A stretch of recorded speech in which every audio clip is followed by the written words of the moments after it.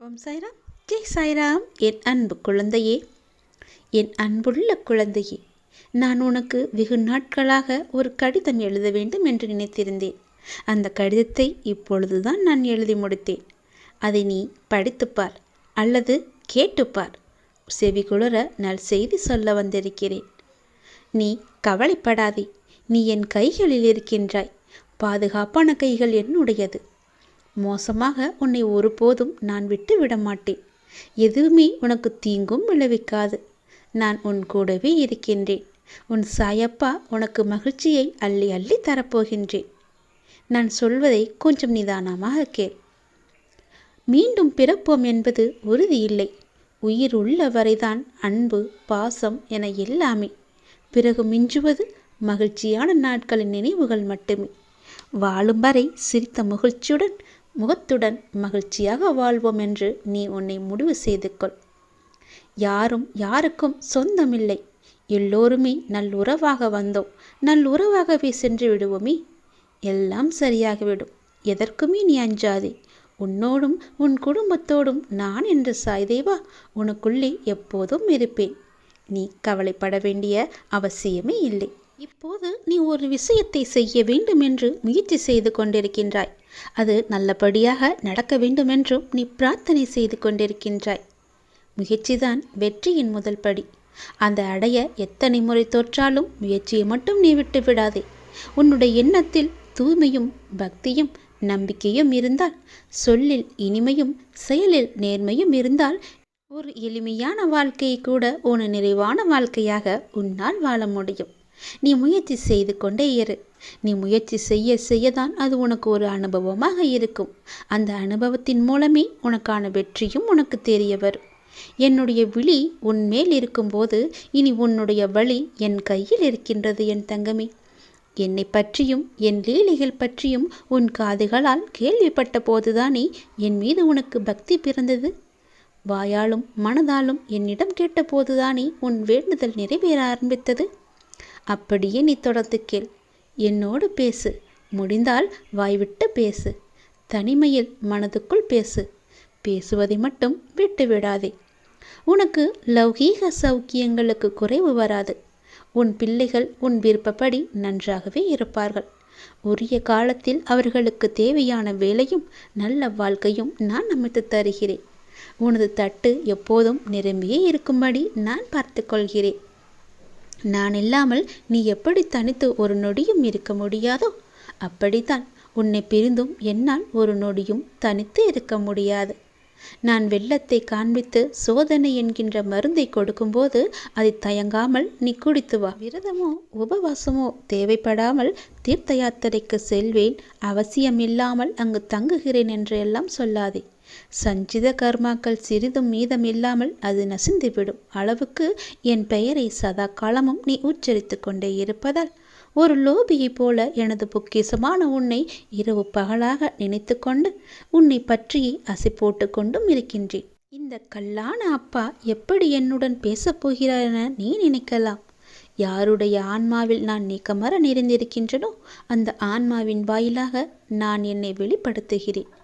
யாரிடம் நீ மனம் விட்டு உன் குறைகளை பகிர்ந்து கொள்கின்றாயோ அங்கிருந்தே நிவர்த்திக்கான வழிகளை நேர் செய்கின்றேன். யாரை தேடி நீ போகின்றாயோ அவராகவே நான் இருந்து உன்னை வரவேற்று உபசரிப்பேன்.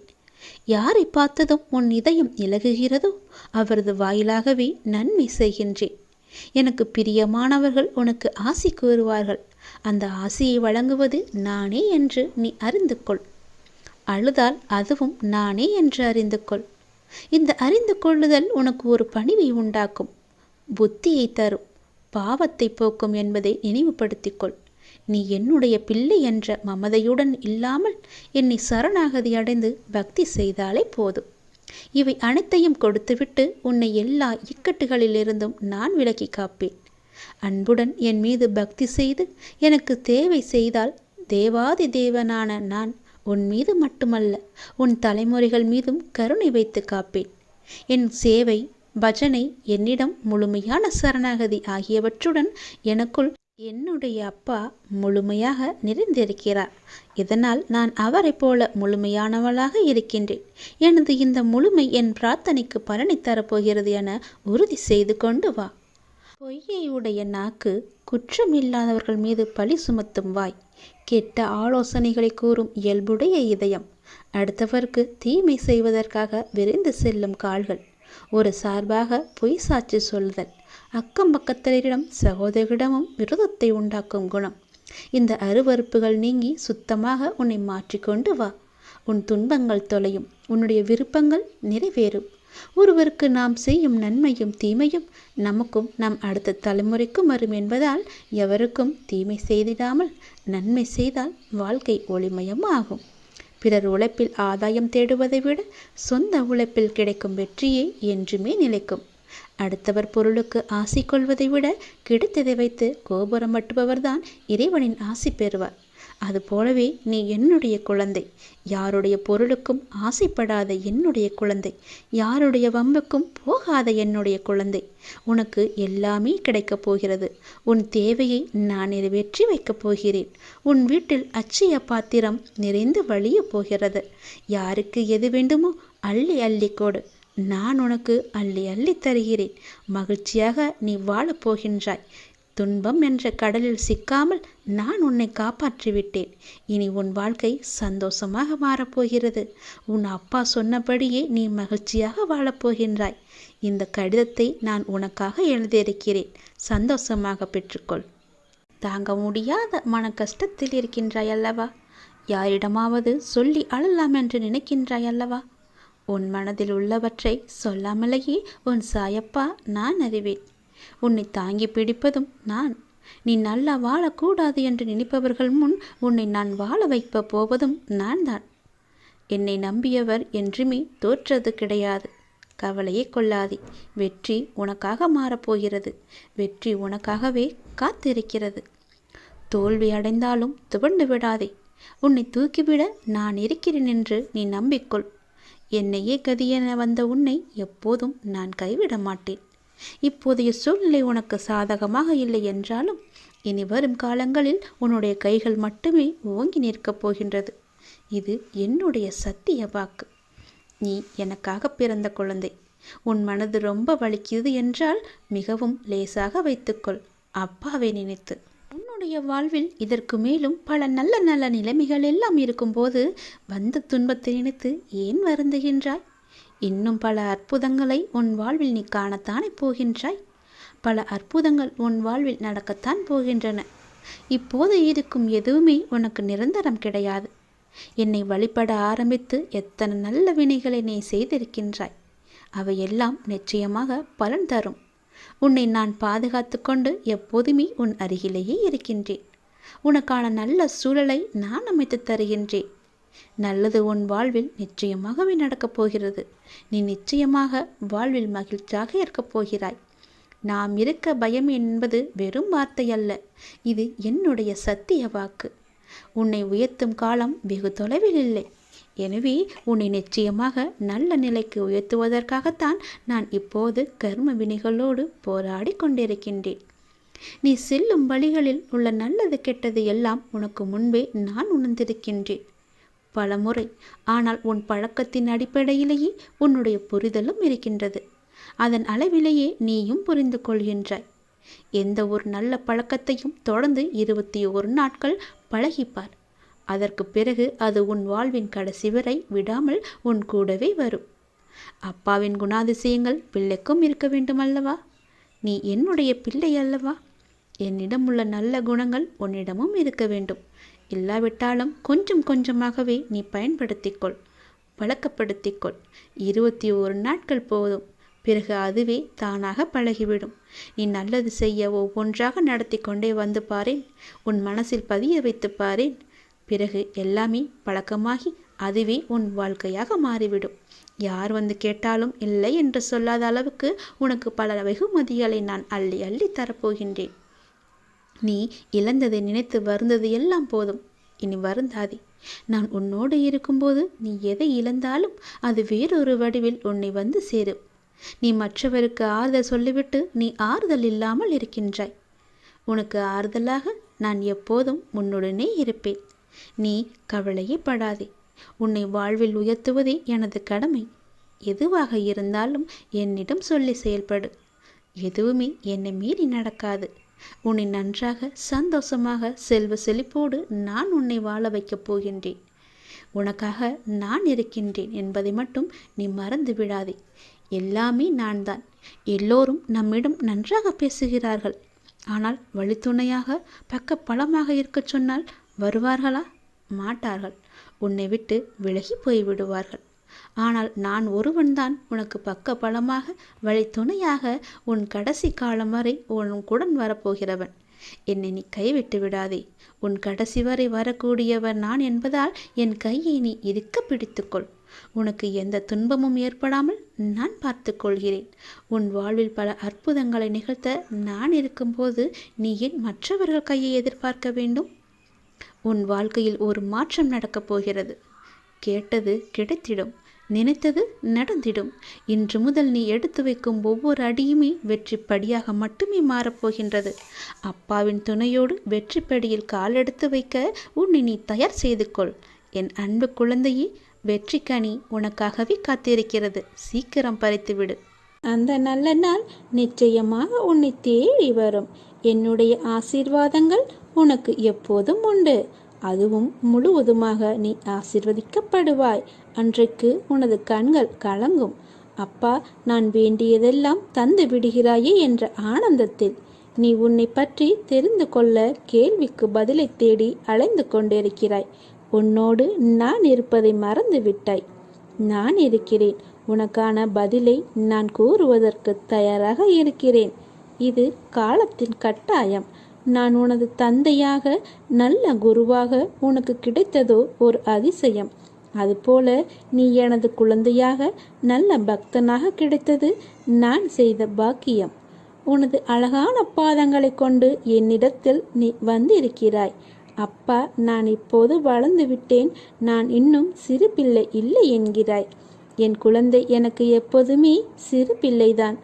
எனது பாதங்களை எதற்காக நகர்த்த வேண்டும்? நான் தனியாக போகக்கூடாதா என்றுதானே நீ நினைக்கிறாய்? இத்தருணத்தில் உனது மனதில் என்ன ஆசைகள் தோன்றின? சற்று நினைத்துப்பார். எனக்கு நீ எப்போதும் சிறு பிள்ளைதான். உனது அத்தனை தேவைகளையும் பூர்த்தி செய்பவன் நான் தான். உன்னை புண்படுத்தி வருத்தப்பட செய்தவர்களை நான் பார்த்து கொள்கிறேன். நீ என்னிடம் விட்டுவிடு. நானே அனைத்திற்கும் சர்வாதிகாரி என்று சொல்லிய பிறகு என்னை முழுவதுமாக நீ ஏற்றுக்கொள். உனது வார்த்தைகளுக்காக அப்பா காத்து கொண்டிருக்கிறேன். இனி உனக்கான அனைத்துமே நான் செய்பவை. உன் அப்பாவாகவும் அம்மாவாகவும் உன்னை கண்ணுக்குள் வைத்து நான் காப்பேன். ஒவ்வொரு நாள் உன் மனதில் எழும் ஒரு அழகான ரூபமாய் நான் உனக்கு காட்சி கொடுப்பேன். நீ தினந்தோறும் என்னை நீ கவனிப்பதற்கு முன்பு நான் உன்னை முழுமையாக புரிந்து கொண்டு தினமும் வழி நடத்துவேன். தினமும் என்னை நினைத்து கொண்டு இருக்கையில் உன் மீது எப்படி கோபம் கொள்வேன்? தற்போது நீ இருக்கும் நிலை நான் அறிவேன். உனக்குள் இருக்கும் அகங்காரம், அகந்தை இவற்றை என்றோடு விட்டுவிடு. உனது மனதிற்குள் நான் இருக்கிறேன். உன்னை எப்போதும் என் கண்ணில் வைத்து நான் பாதுகாப்பேன். நீ கவலைப்படாதே. உனக்கு ஒரு வடிவம் கொடுத்து அதில் இருந்து வரும் வெளிச்சத்தின் ஒளியைப் போல் நீ பிரகாசமாக இருப்பதற்கு நான் உன்னை வழிநடத்தி என் கைப்பிடித்து அழைத்துச் செல்கிறேன். எப்போது என்னை நீ அழைத்தாலும் நான் வருவேன். எல்லாம் சரியாகிவிடும். எதற்கும் மஞ்சாதே. அப்பா இருக்கிறேன். கவலைப்படாமல் இரு. என்னை சரணாகதியடைந்தால் நான் உன்னை பாதுகாப்பேன். பொறுமையாக இரு. அப்பா நான் இருக்கிறேன். நிழலாக எப்போதும் உனக்கு துணையாக வருவேன். நாளை ஏதாவது ஒரு ரூபத்தில் உனக்கு நான் காட்சி அளிக்கப் போகிறேன். உனக்காக நான் சீரடியிலிருந்து வருவேன். என் மீது உன் நம்பிக்கை இழந்து விடாதே. எந்த நேரத்தில் வேண்டுமானாலும் நான் அற்புதத்தை செய்வேன். மனதை அலைப்பாய விடாமல் என் நாமத்தை மட்டும் நீ உச்சரித்து கொண்டே இரு. என் வாக்கு என்றும் பொய்யாகாது. பொறுமையோடும் நம்பிக்கையோடும் இரு. விரைவில் நல்ல மாற்றங்கள் நிறைந்த மகிழ்ச்சியான வாழ்க்கையை அமைத்து தருகின்றேன். நீ என்னிடம் எதிர்பார்த்து காத்திருக்கும் அனைத்தும் உனக்கு விரைவில் நடக்கும். கோபத்தை குறைத்துக்கொள். கோபம் கொண்டால் அது உன் காரியத்தை முடித்து விடுமா என்றால் இவ்வுலகில் கோபம் மட்டுமே ஒரே உணர்வாயிருக்கும். கோபத்தில் அமைதியையும் நிதானத்தையும் வளர்த்துக்கொள். உனக்கு துணையாக நான் உன் சாய்தேவா இருப்பேன்.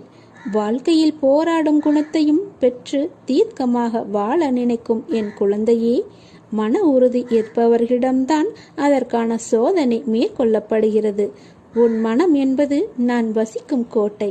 அந்த கோட்டையில் என் அனுமதி இல்லாமல் ஒரு தூசி கூட நுழைய முடியாது. என்னை காண வந்த என் பிள்ளையான உனக்கு நிறைய விஷயங்களை புரிய வைத்தேன். எதற்கு தெரியுமா? நீ வளரவே இல்லை. உன் மனதளவில் நீ சிறு பிள்ளையாகவே இருக்கிறாய். உனக்கான பக்குவத்தை புகட்ட எனது சீற்றத்தையும் காண்பிக்க வேண்டியதாய் இருக்கிறது.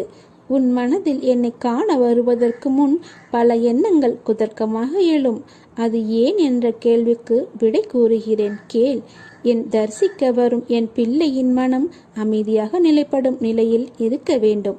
எந்த விதமான சஞ்சலமும் இல்லாமல் மனம் இருக்க வேண்டும்.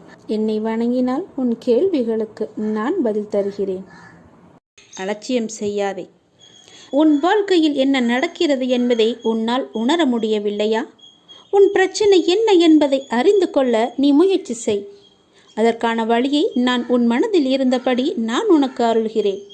என்னால் முடியவில்லை, எனக்கு இது வராது, என்னால் எப்படி இவ்வளவு பெரிய விஷயத்தை செய்ய முடியும் என்ற எதிர்மறை எண்ணங்களை எல்லாம் உடைத்து எரிந்துவிடு. உன் சாயப்பா உன்னை விட்டு எங்குமே செல்ல மாட்டேன். இன்று கோபத்தில் என்ன பேசினாய் என்பதை உன்னால் உணர முடியவில்லை. உன் மனதிலிருந்து நானே உனக்கான பதிலை உன்னிடம் கூறிக்கொண்டேதான் இருப்பேன். அதை உணர்ந்து நட.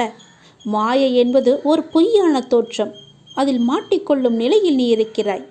அதிலிருந்து வெளியே வர உனக்கு நான் உதவி செய்கிறேன். அதை உணர்ந்து கொஞ்சம் நீ ஜாக்கிரதையாக நட. உன் சூழ்நிலை உனக்கான வழியை தருகிறது என்று நீ அழுகிறாய். ஆனால் அது வழியை தருவதல்ல. வாழ்க்கை என்பது எளிது. ஆனால் யதார்த்தத்தை நீ புரிந்து கொண்டால்தான் அது சாத்தியமாகும். அதை புரிய வைக்கவே சில கசப்பான நிகழ்வுகள் உனக்கு நிகழ்ந்து கொண்டிருக்கின்றன. நான் எப்போதும் துணையாகவே இருப்பேன். உன் அம்மாவாகவும் அப்பாவாகவும் உன்னுடைய வாழ்க்கை துணையாகவும் நல்ல நண்பனாகவும் உனக்கு உடன் பிறந்தவர்களாகவும் என்னுடைய துணை எப்போதுமே உன்னை சுற்றி இருந்து கொண்டே இருக்கும். எந்த ரூபத்தில் பார்த்தாலும் நான் உனக்கு இருந்து கொண்டே இருப்பேன். குருவாக பார், நான் உனக்கு நிச்சயமாகவே என்னுடைய அருள் முழுவதையுமே தருகிறேன். என்னுடைய பிள்ளையான உனக்கு நல்ல காலம் பிறந்துவிட்டது. நல்ல காலம் நெருங்கிவிட்டது. அதனால்தான் பிரச்சனை உனக்கு பெரிதாக தெரிகிறது.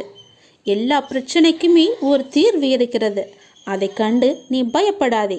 ஒரு பிரச்சனை முடியும் தருவாயில்தான் அது தீவிரமடையும். ஒரு நல்ல முடிவுக்காகத்தான் உனக்கு இது நிகழ்ந்து கொண்டிருக்கிறது என்பதை நம்பு. என்னை நம்பு.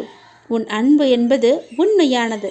அதில் ஏன் நீ இப்படி போட்டு குழம்பி தவித்து கொண்டே வைத்து கொண்டிருக்கிறாய்? உன் குழப்பமே உனக்கான எதிரி. மனதை குழப்பத்தில் ஆட்டிவிடாதே. ஆட்டி வைத்திருக்கிறாய் நீ. உன் மனதை போட்டு ஆட்டி வைத்திருக்கிறாய். பல குழப்பங்களை உன் மனதுக்குள்ளே போட்டு அது சொல்ல முடியாமல் வாய்விட்டு கதறும் அளவிற்கு உன் மனதில் அத்தனை குழப்பங்களை நீ வைத்திருக்கிறாய். உனக்கு நான் இருக்கிறேன். என் மீது நம்பிக்கை இருந்தால் இதை நீ செய். நிச்சயமாகவே நீ நன்றாக இருப்பாய். உன் வாழ்க்கையில் எது நடந்தாலுமே அது என்னுடைய பொறுப்பு. நான் பார்த்து கொள்கிறேன். உன் மனதை எப்பொழுதும் தெளிவாக வை. அதற்குள்ளே என்னை வை. உன்னை எந்த தீமையும் தீண்ட விடாமல் நான் பார்த்து கொள்கிறேன். என் குழந்தைகளை நான் ஒருபோதும் எந்த சூழ்நிலையிலும் கைவிட்டு விட மாட்டேன். மாயை என்ற வலைக்குள் சிக்காமல் நான் உன்னை பார்த்து கொள்கிறேன். நீ சந்தோஷமாக இரு. குழந்தையே, மனித வாழ்க்கை என்பது உடல், மனம் மற்றும் ஆன்மாவின் மூன்றின் கலவையாகும்.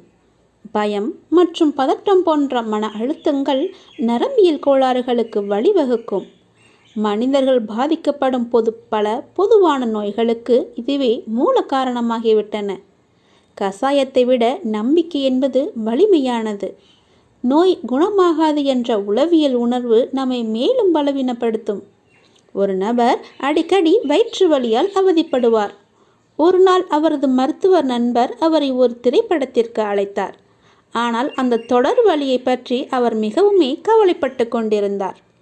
நான் ஒரு மருத்துவர், கொடுக்க வேண்டிய மருந்து என்னிடம் உள்ளது என்று மருத்துவர் நண்பரை சமாதானப்படுத்தினார். படம் ஆரம்பித்து அவருக்கு வயிற்று வலி மீண்டும் வந்தது. மருத்துவர் தனது பாக்கெட்டில் இருந்து ஒரு மாத்திரையை கொடுத்து அதை மெல்லும்படி தனது நண்பரிடம் கூறினார். அந்த நபர் அதை மென்று சாப்பிட்டு வலியிலிருந்து விடுபட்டார். மாத்திரை உருகவில்லை. ஆச்சரியப்படும் விதமாக அது வெறும் அந்த டாக்டரின் கோட் பட்டன் என்று கண்டறியப்பட்டது. அவரது மருத்துவர் நண்பர் மீதான அபரிமிதமான நம்பிக்கையே அவர் வழியிலிருந்து விடுபட முக்கிய காரணமாக இருந்தது. அதுபோல கடவுள் மீது நாம் வளர்க்கும் வலுவான நம்பிக்கை ஒருவரின் சுய நம்பிக்கையை வலுப்படுத்தும். எந்த ஒரு துணிச்சலான செயலையும் மேற்கொள்வதற்கான தன்னம்பிக்கையை அது உருவாக்குகிறது. அப்பாவின் வார்த்தைகள் பல பக்தர்களுக்கு மருந்தாக செயல்பட்டதற்கு பல நிகழ்வுகள் உள்ளன. அப்பா அனுப்பிய புனித சாம்பலால் சியாமாவின் உறவினர் பிளேக் நோயிலிருந்து குணமடைந்தார்.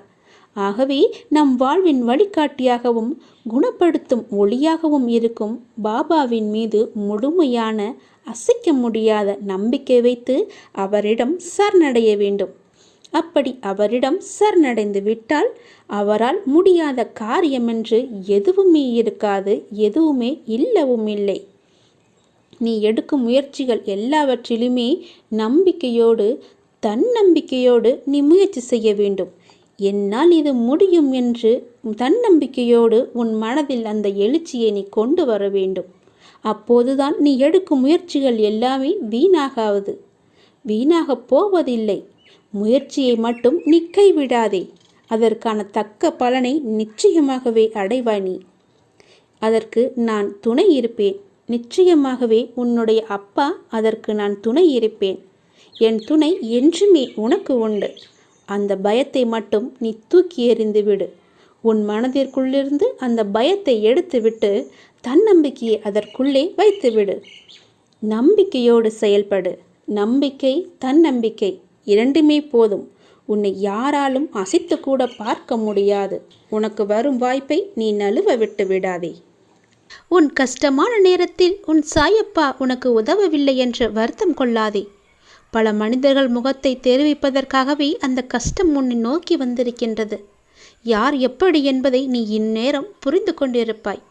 உன்னை நான் கைவிடவில்லை, அதை மட்டும் நீ புரிந்து கொள். ஒரு பொழுதும் நான் கைவிட மாட்டேன்.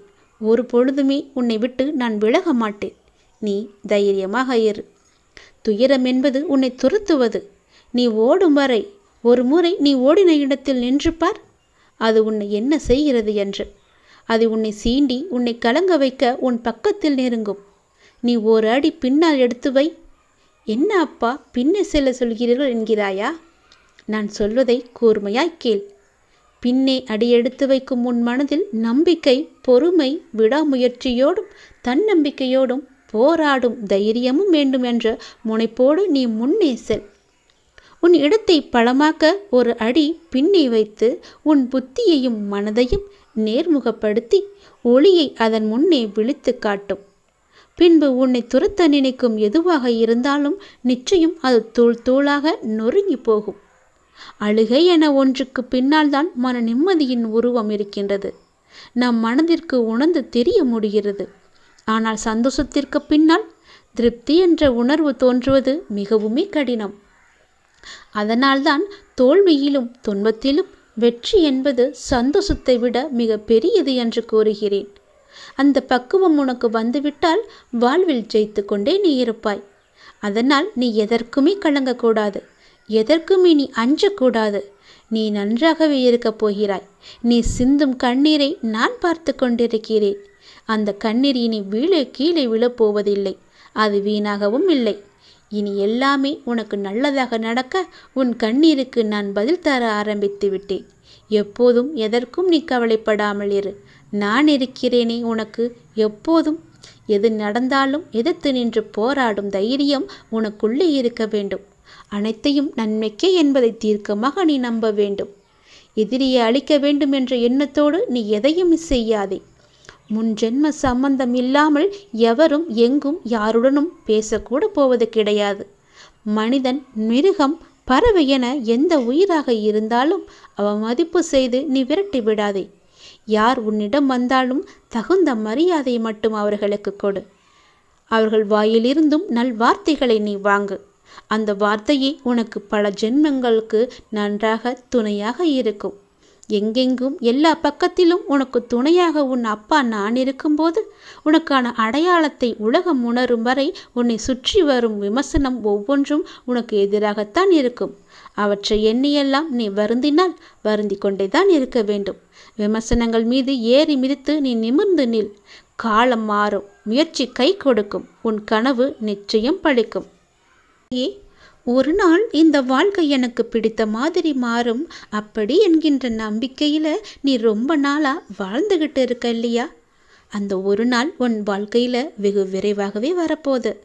அதை நான் உனக்கு பரிசாக தரப்போகிறேன். அந்த பரிசோடு இந்த நாளை நீ மகிழ்ச்சியோடு கொண்டாடு. உன் மகிழ்ச்சியான முகத்தை நான் காண விரும்புகிறேன். என் மீது அளவற்ற பக்தி இருக்குது உனக்கு. தேவையான சக்தி தந்து உனக்கான அந்த நாளை உன்னிட்ட வந்து நான் கொண்டு வந்து சேர்ப்பேன். விதியே ஆனாலும் என்னை மீறி என் பிள்ளையத்தோட நான் யாருக்கும் அனுமதி தர மாட்டேன். உனக்கு தற்காலிக ஆதரவு தரும் நிகழ்வுகள் உனக்கு பிற்காலத்தில் தீமை தரக்கூடியதாக இருந்தால் அப்படிப்பட்ட ஆறுதல் உனக்கு வேண்டாம். எந்த காலத்திலும் தீமை தராத ஒரு ஆறுதல் என்னுடைய நாமம் மட்டுமே, திருப்புகள் மட்டுமே. மனம் கவலையில் இருக்கும்போது செயல்களிலும் கவனமாயிரு. எல்லா ஆறுதலும் தீர்வு கிடையாது. எனவே புரிந்து நடந்துக்கோ. வாழ்க்கையில் நீ செல்ல வேண்டிய தூரம் ரொம்பவே அதிகம். அதை அடைய நல்ல வழியை நீ தேர்ந்தெடுத்து போ. உனக்கு தொடர்ந்து வரும் கஷ்டங்களை நினைத்து நீ கவலைப்பட்டுக்கிட்டு இருக்க. அதை சுக்கு நூறா உடைச்செறிய உனக்கு சக்தி இல்லாமல் இல்லை. உனது பயத்தினாலும் பக்தியினாலும் மிகவும் நீ தயங்குற. எனது திருநாமங்களை தொடர்ந்து நீ படிச்சுக்கிட்டு வா. உனக்குள் இருக்கும் பயம் எனது அருளால் நிச்சயம் நீங்கும். ஒரு நாள் உன்னுடைய வாழ்க்கை உனக்கு பிடிச்ச மாதிரியே மாறப்போகுது. தீப ஒளி திருநாளிலிருந்து உன்னுடைய வாழ்வில் தீபங்கள் எரிய போகிறது. மகிழ்ச்சி நிறைந்த நல்லாளாக அந்த கார்த்திகை தீப திருநாளிலிருந்து உன் வாழ்க்கை ஒளிமயமாக மாறப்போகிறது. தீப ஒளியில் இருள் விலகுவது போல உங்களுடைய வாழ்விலும் துன்பம் விலகி இன்பம் நிலைத்து இருக்கும். இதுவரை கஷ்டங்களை நோக்கி சென்ற உன்னுடைய வாழ்க்கை பாதை இனி கஷ்டங்கள் விலகும் பாதையாக மாறப்போகிறது. 1000 மாசிகள் அலைந்து ஓடிக்கொண்டிருக்கும் உன்னுடைய வாழ்வில் சூறாவளி புயல் போல வந்த துன்பத்தினால் வாழ்வின் நிலை மாறி நீ தவித்து கொண்டிருக்கின்றாய். உன்னுடைய தளராத மனமும் சிதறாத கவனமும் மாறாத பக்தியால் வாழ்வை பாங்குடன் நடத்தி செல்கின்றாய்.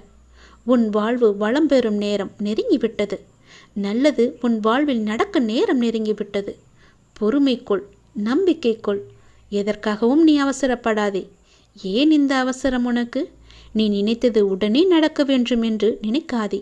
அதற்கு சற்று பொறுமையாக இருக்க வேண்டும். நீ ஒரு காரணத்தோடு தான் எல்லாவற்றையுமே நான் தள்ளி வைத்திருக்கின்றேன்.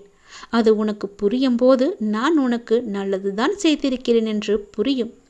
உனக்கு எந்த நேரத்தில் என்ன தர வேண்டும் என்று எனக்கு தெரியும்.